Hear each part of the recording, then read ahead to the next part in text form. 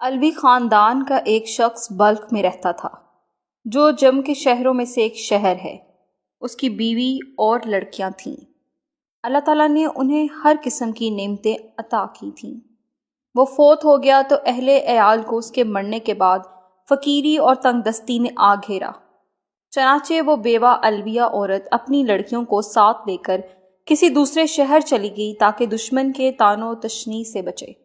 اتفاقاً ان کا نکلنا بھی سخت سردی کے موسم میں ہوا۔ جب شہر میں داخل ہوئیں تو اپنی لڑکیوں کو ایک غیر آباد مسجد میں بٹھایا اور خود ان کے لیے کھانے کا بندوبست کے لیے چلی گئی۔ اس کا گزر دو جماعتوں پر ہوا۔ ایک جماعت تو ایک مسلمان کے پاس جمع تھی اور وہ شیخ البلاد تھا یعنی میئر تھا، اور دوسری جماعت ایک مجوسی کے پاس جو کہ اس کا نائب تھا۔ پہلے تو مسلمان کے پاس اور اس کو اپنا حال سنایا اور کہا، میں ایک الوی شریف خاندان کی عورت ہوں، میرے ساتھ یتیم لڑکیاں ہیں جن کو میں نے ایک غیر آباد مسجد میں بٹھایا ہے اور آپ سے آج کی رات کا کھانا مانگتی ہوں۔ اس نے کہا، کوئی گواہ لا میرے پاس کہ واقعی تو الوی خاندان کی عورت ہے۔ اس نے کہا، میں ایک اجنبی عورت ہوں، اس شہر میں کوئی نہیں جانتا۔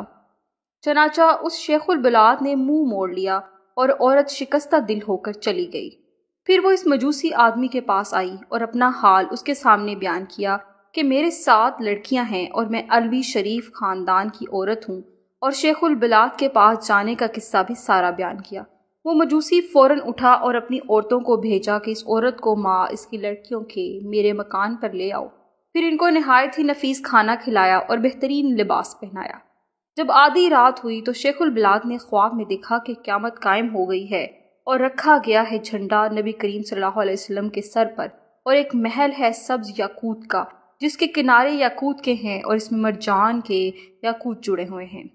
پھر کہا شیخ البلاد نے، یا رسول اللہ صلی اللہ علیہ وآلہ وسلم، محل کس کا ہے؟ آپ صلی اللہ علیہ وسلم نے فرمایا، مسلمان کے لیے ہے۔ اس نے کہا، یا رسول اللہ صلی اللہ علیہ وآلہ وسلم، میں مسلمان ہوں۔ آپ صلی اللہ علیہ وآلہ وسلم نے فرمایا، میرے پاس گواہ لا کہ تو واقعی مسلمان ہے۔ وہ سن کر حیران رہ گیا تو فرمایا، نبی کریم صلی اللہ علیہ وآلہ وسلم نے، وہ عورت الویہ جب تیرے پاس آئی تھی تو تو نے بھی تو یہی کہا تھا کہ میرے پاس گواہ لا کہ تو واقعی الویہ عورت ہے، سو اس طرح تو بھی گواہ لیا میرے پاس کہ واقعی مسلمان ہے۔ جب خواب سے بیدار ہوا تو نہایت غمزدہ اور پریشان تھا۔ بیدار ہوتے ہی دریافت کیا کہ وہ عورت کہاں ہے۔ جب معلوم ہوا کہ وہ عورت مجوسی کے پاس ہے، اس نے آدمی بھیجا کہ مجوسی میرے پاس لاؤ۔ چنانچہ وہ لایا گیا تو اس نے اس کو کہا کہ میں یہ عورت الویہ تجھ سے مانگتا ہوں، ماں لڑکیوں کے۔ اس نے کہا، یہ کام بہت ہی مشکل ہے اور مجھ کو بلا شبہ بہت برکات حاصل ہوئی ہیں۔ اس نے کہا، مجھ سے 1000 دینار لے لے اور ان کو مجھے دے دے۔ اس نے جواب دیا، یہ بہت مشکل ہے، میں انہیں واپس نہیں کروں گا۔ مجوسی نے کہا، جو چیز آپ چاہتے ہیں میں اس کا زیادہ مستحق ہوں، اور وہ محل جو آپ نے خواب میں دیکھا ہے وہ میرے لیے بنایا گیا ہے۔ کیا تم میرے سامنے اپنا اسلام ظاہر کرتے ہو؟ اللہ کی قسم، جب تک میں اور میرا اہل و عیال تمام کے تمام اس الویہ کے ہاتھ پر مسلمان نہیں ہوئے، رات کو سوئے نہیں تھے۔ میں نے خواب میں اس طرح دیکھا تھا جس طرح تم نے دیکھا ہے، اور مجھے رسول صلی اللہ علیہ وآلہ وسلم نے فرمایا، وہ عورت الویہ اور اس کی لڑکیاں تیرے پاس ہیں۔ میں نے عرض کیا، جی رسول اللہ صلی اللہ علیہ وآلہ وسلم۔